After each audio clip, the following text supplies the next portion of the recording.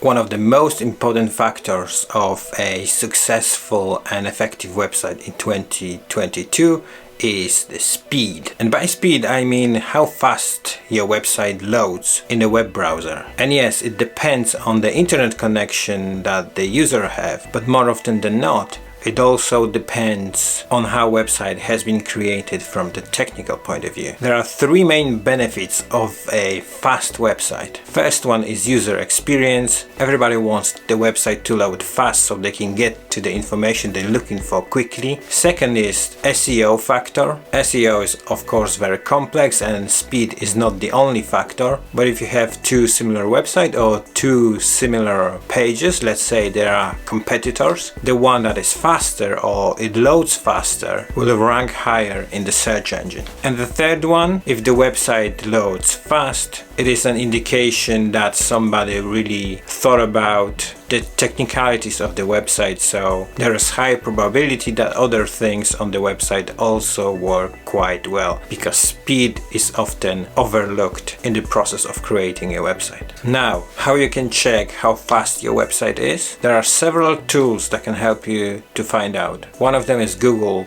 Page Speed Test, but there are also others and I will link them in the description of this video. There are many ways that you can prevent your website being slow, but three main things I would say is too many images on the page, or the images are too big and not optimized, not compressed, so you need to avoid it if you want your website to load fast. The second thing is animations. Animations most of the time should be avoided unless they really add some kind of value to the user. And the third thing is too much functionality, too much external libraries or script that take a lot of time to load and prevent the content showing up to the user quickly.